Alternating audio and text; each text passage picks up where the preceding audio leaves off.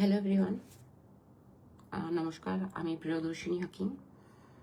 আমি আজকে ভবানীপুরের counting agent হয়ে সাকওয়াত স্কুলে গেছিলাম।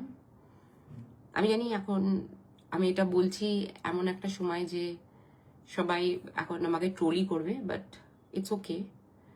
যে মানুষ হেরে গেছে তার আর হারার কিছু থাকে না খুব একটা, কিন্তু আমাদের পার্টি হেরে গেছে, কিন্তু আমার মনোবল হারেনি। আর আমি একটা জিনিস বলবো যে আজকে আমি চোখের সামনে 2021-এ দেখেছিলাম যে কিভাবে ইল্লিগালি আমার বাবাকে ইলেকশন পরে জেলে বন্দি করে রাখা হয়েছিল 11-12 দিন। আজকে আমি দেখলাম যে কিভাবে ভোট লুট করা যায়। সিআরপিএফ কে দাঁড় করিয়ে মমতা বন্দ্যোপাধ্যায় স্বয়ং নিজে দাঁড়িয়েছিল। আমরা সকালবেলা 5:30-6টার সময় সাকওয়াত পৌঁছাই। 6টা থেকে 6:30 আমরা ঢুকি ওখানে। 8টার থেকে গণনা শুরু হয়। প্রথম 10-11 রাউন্ড ঠিকভাবে গণনা হচ্ছিল। আমরা 4টে ওয়ার্ডে জিতে গেছিলাম, 2টো ওয়ার্ডে হেরেছিলাম। তারপরে আমাদের লিড 10-11 হাজারের মতন ছিল 12-13 রাউন্ড অব্দি। তারপর হঠাৎ করে আমাদের শুভেন্দু অধিকারী উনি আসেন, আর এসে উনি বলেন যে আমরা 200 ক্রস করে গেছি, আর তোমরা সবাই বেরিয়ে যাও, তোরা সবাই বেরিয়ে যা, তোদের এখানে তৃণমূলের কোনো কাজ নেই, আর কোনো কাউন্টিং হবে না। মিনমিন করে ইলেকশন কমিশন বলে যে আমরা ভদ্রভাবে, শান্তভাবে, সুন্দরভাবে এই পুরো প্রক্রিয়াটা করি। আপনাদের অনুরোধ করছি আপনারা দয়া করে ভায়োলেন্ট হবেন না। কিন্তু নিশ্চিতভাবে সব পার্টির ছেলেরা লাফালাফি চেঁচামেচি করতে শুরু করে দিল, যেটা নিশ্চিতভাবে যেহেতু পুরো বাংলায় জিতছিলেন, তো তাই জন্য সেটা করছিল। তারপরে হঠাৎ করে 15-16 রাউন্ডে আমাদের ছেলেদেরকে ধাক্কা মেরে বাবলু সিং, যিনি আমাদের একজন মানে তৃণমূল কর্মী, ওনাকে চ্যাংদোলা করে ধাক্কা মেরে উঠিয়ে দেওয়া হলো। অন্য ছেলেদেরকে ধাক্কাধাক্কি মারামারি করছিল।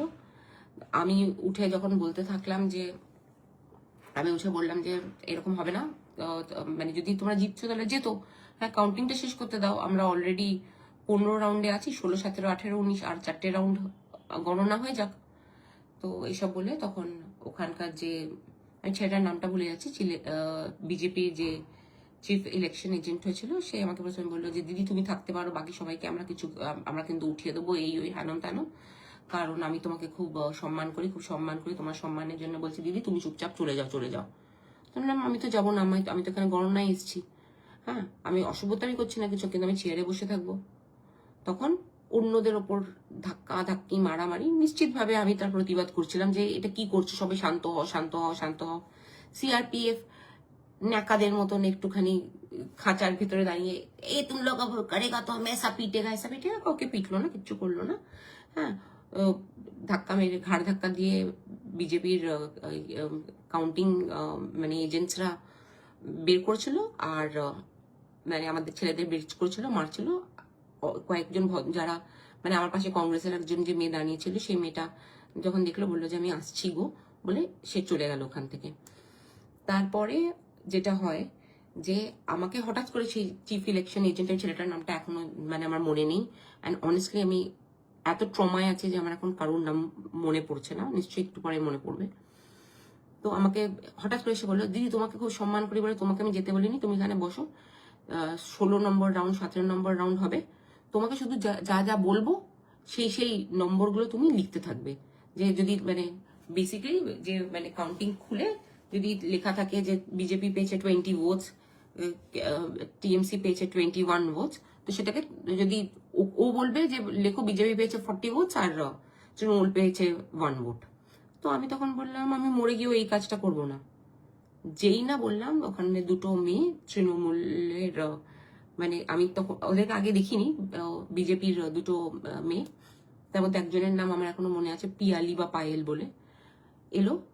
এসে আমাকে অশ্রাব্য ভাষায় গালাগালি করতে শুরু করলো যে বাংলাদেশি যা, বাংলাদেশে চলে যায়, কে বলছে পাকিস্তানি, কে বলে বাংলাদেশি। হ্যাঁ আমি বললাম ভাই আমি কেন যাবো, আমি তো ভারতীয়, এই ওই। তারপর আমার চেয়ারটা ধরে টানলো, আমি পুরো মাটিতে পড়ে গেলাম, আমাকে ধাক্কি মেরে আমাকে বের করে দিল। ওখানে সিআরপিএফ এর 1-2 জন আমাদেরকে মানে সাহায্য করলো। ওরাও, আমি বুঝতে পারছিলাম যে খুব ইয়েতে রয়েছে, মানে ওরা চাইলেও করতে পারবে না, কারণ ওদের কাছে ইনস্ট্রাকশন এসছে আমাদেরকে প্রোটেক্ট করে দাও, যাতে আমাদের প্রচন্ড না মারে, কিন্তু ওরা ওদের ভায়োলেন্সটাকে থামাবে না। তারপরে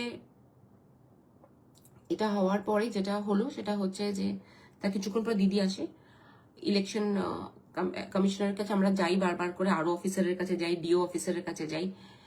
হঠাৎ করে ওখানে একটা মেয়ে আমাকে বললো যে তুমি এখানে কি করে ঢুকেছো, এটা তুমি কাউন্টিং এজেন্ট না? তাহলে আমি তো কাউন্টিং এজেন্ট। আর আমি তখন দেখছিলাম যে ওরা সব ছেলেদের যে কাউন্টিং এর কাগজটা আছে, ওই কাগজটা নিয়ে ছিঁড়ে ফেলে দিচ্ছে। তো আমি আমারটা ভেতরে ঢুকিয়ে রেখে দিয়েছিলাম। তো একটা মেয়ে এলো, আমার ব্লাউজের মধ্যে হাত ঢুকিয়ে ওটাকে জাস্ট টেনে বের করে দিল, আমার চুল ধরে টেনে আমাকে বের করে দিল। তারপরে দিদি এলো, দিদিকে ডিও আশ্বাস দিলেন যে যাদের যাদের নামগুলো এরকম ভাবে কাউন্টিং এর ইয়েটা আইডি কার্ড ছেড়ে দিয়েছে তাদের সবাইকে আপনি ডেকে আনুন, তাদেরকে আমি আইডি কার্ড আবার করে দেবো, 2 ঘন্টা পরে আবার যেন ইলেকশন শুরু হয়। তখন যেটা আমি বললাম যে আমাদের অলরেডি 16 রাউন্ড চলছিল, আর আমরা 7,000-এর মতন ভোটে, 7 না 8,000-এর মতন ভোটে আমরা লিড করছিলাম, আর আরো 4টে রাউন্ড বাকি ছিল। তার মধ্যে কি হয় যে আমরা হঠাৎ করে দেখি ইভিএম মেশিনস গুলো নিচে গ্রাউন্ড ফ্লোরে নিয়ে যাচ্ছে। তো আমরা পেছন পেছন দৌড়াতে থাকি, দিদি, আমি, ওখানে বাবাইদা ছিল, আর আরো আমাদের কয়েকজন যারা ইলেকশন এজেন্ট যারা মানে থেকে গেছিল, বাকি সবাই মোটামুটি চলে গেছিল, তাদেরকে ঘাড় ধাক্কা দিয়ে বা মেরে বা গালাগালি দিয়ে পাঠিয়ে দেওয়া হয়েছিল। হ্যাঁ, সিপিএম এর ছেলেদেরকেও বললো যে ভদ্রভাবে বলছি বেরিয়ে যাও বেরিয়ে যাও বেরিয়ে যাও। তো তারা প্রথম প্রথম কিছু কিছু নিশ্চিতভাবে মানুষের একটা ভদ্রতা থাকে, প্রথমে না না না কেন, আমরাও থাকবো, এরকম করো না, না চলো না, ছাড়ো না। কিন্তু আপনার যখন বুঝতে পারছি জিনিসটা প্রচন্ড হিংস্র হয়ে গেছে, সবাই মানে কংগ্রেস, সিপিএম, তারাও আস্তে আস্তে তাদের কাউন্টিং এজেন্টরা, হ্যাঁ, তারাও ইয়াং ছেলেমেয়েরা তারা সরে গেল, আর আমরা কয়েকজন ছিলাম। তারপরে হঠাৎ করে বললো যে 2 ঘন্টা পরে কাউন্টিং শুরু হবে, আর আমরা ওয়েট করছিলাম আমাদের কার্ডের জন্য। হঠাৎ করে আমরা যখন দেখি মেশিনগুলো নিচে নিয়ে যাচ্ছে, আমরা সবাই নিচে এলাম। আমাদের 3 তলায় কাউন্টিং হচ্ছিল, 2 তলায় স্ট্রং রুম ছিল যেখানে ইভিএম মেশিনস থাকে। আমরা গ্রাউন্ড ফ্লোরে গেলাম, আমরা কথা বলছিলাম যে কেন মেশিনস নিয়ে যাচ্ছে, এই হ্যান তেন। হঠাৎ করে দেখলাম ইলেকশন কমিশনে, যেহেতু 2-3 ঘন্টা বন্ধ ছিল ইলেকশন, মানে কাউন্টিং বন্ধ ছিল 2-3 ঘন্টা, তাদেরকে হঠাৎ করে ইলেকশন কমিশনের সব মানে অফিসার্সরা আসতে শুরু করলো। আমাদেরকে আর 1 তলার পরে আর উপরে যেতে দিল না, মানে যেতে দিল না মানে কিরকম করে, সিআরপিএফরা তো ধরো 30-40 জন দাঁড়িয়ে থাকলো এরকম ভাবে। এবার তাদের কাছে বড় বড় গানস আছে, আমি যদি বলছি আরে আমাকে যেতে দাও, no madam no madam no madam, আমরা দেখছি আপনি দাঁড়ান ম্যাডাম, আপনি দাঁড়ান, এই বলে বলে বলে তারপরে যখন মানে 16 রাউন্ডের থেকে 19 রাউন্ড কোনো তৃণমূল, কোনো কংগ্রেস, কোনো সিপিএম, কোনো ইন্ডিপেন্ডেন্ট এজেন্ট ছাড়া, কাউন্টিং এজেন্ট ছাড়া, শুধু ওই কাউন্টিং রুমের ভিতরে শুভেন্দু অধিকারী ছিলেন, আর তার সাথে ছিলেন বিজেপির কাউন্টিং এজেন্টসরা, শুধু তারা, আর ইলেকশন কমিশন আর সিআরপিএফ মিলে লাস্ট 4টে রাউন্ড গণনা করলো। আর এখন নিশ্চয়ইভাবে কিছুক্ষণের মধ্যে শুভেন্দু অধিকারী মানে জয়ী ঘোষিত হবে ভবানীপুর থেকে। আমার খারাপ লাগছে যে 73 আর 82 ওয়ার্ডের যারা ভোট দিয়েছিল মমতা বন্দ্যোপাধ্যায়কে, তাদের কাউন্টিংটা করাই হয়নি, কারণ 17, 18, 19, 16, 17, 18, 19 আর 20 কিছু পার্ট রাউন্ডস গুলো, যে এই লাস্ট 4-5টা রাউন্ড ছিল, 73 and 82. 82 was the last ward, and of course as we all know 82 ward we would have won by a very high margin. তো কংগ্রাচুলেশনস যে আপনারা ইয়েকে, বিজেপিকে নিয়ে এসছেন বাংলায়, যারা নিয়ে এসছেন।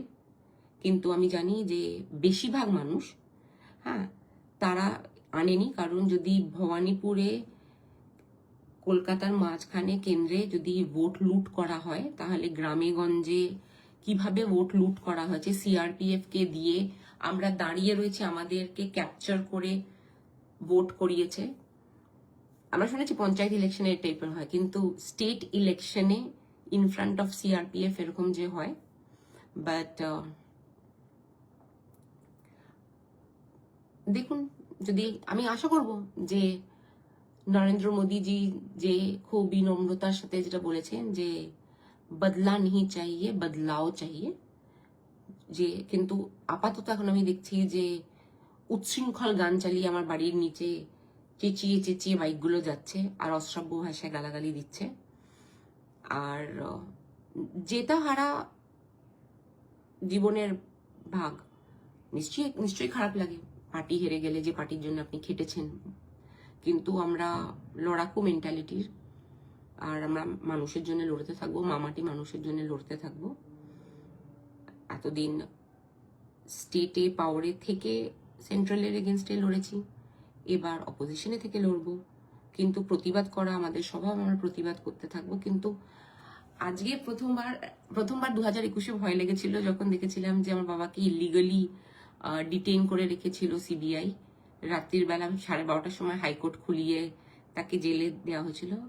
আর আজকে সত্যি মনে হচ্ছিল কোনো সময় যে দিদিকে হারিয়ে ফেলবো।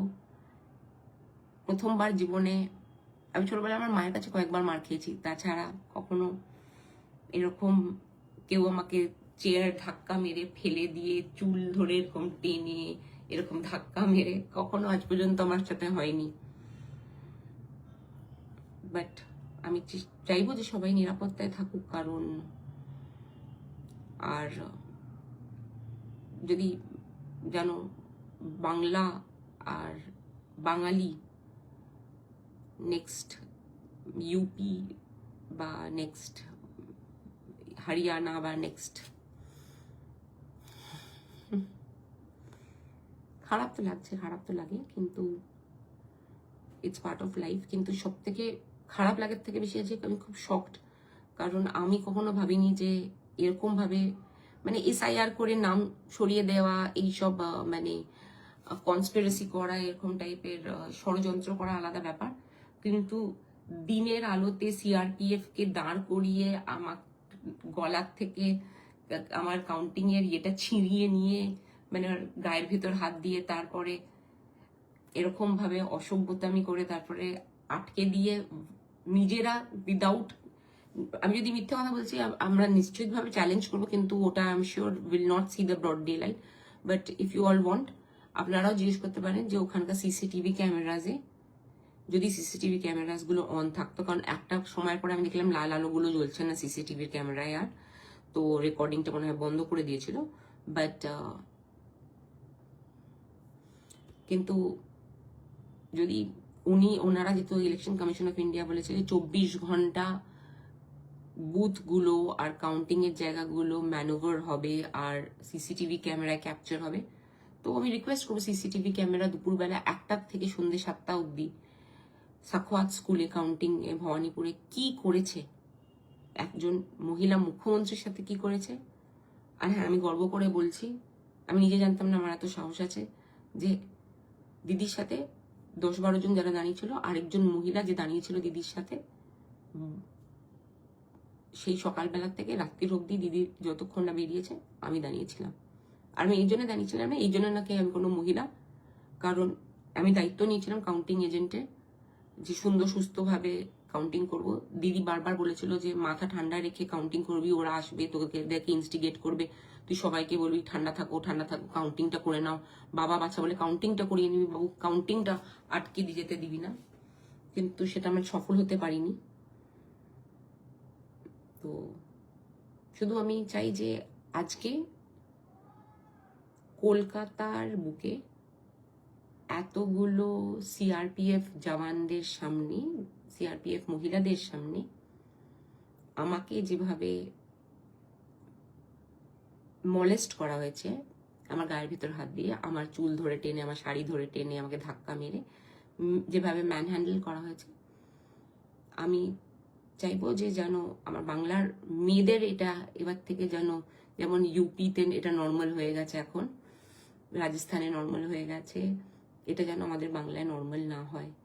আর সেই দায়িত্ব তো এখন, হ্যাঁ আপনারা অনেকে আরজিকর বলবেন, কিন্তু এবার কি হবে জানেন তো, আরজি করার মতন কোনো কেস হলে সেটা মিডিয়া কভারও করবে না, তো আপনি জানতেও পারবেন না, তো আপনি রাস্তায় নেবে প্রতিবাদও করবেন না, কারণ গদি মিডিয়া আপনাকে জানাবেও না, they will play it down. তো কিন্তু খবর রাখবেন ফেসবুকে। আর আলটিমেটলি চাইবো যে বাংলা শান্ত থাকুক, সুখে থাকুক। আর যারা যারা যারা যারা বিজেপির আপনারা ট্রোলার বা বিজেপিকে খুব সমর্থন করেন, দয়া করে আমাকে আর ট্রোল করবেন না, আর আমার মেয়েকে ট্রোল করবেন না। আপনার যদি আমাকে ভালো না লাগে আপনি প্লিজ আমাকে ব্লক করে দিন, কোনো কিছু এসে যায় না, কিন্তু বসে বসে আমাকে গালাগালি দেবেন না, কারণ আমি আজকে অলরেডি মারটার খেয়ে খুব টায়ার্ড হয়ে গেছি। Thank you.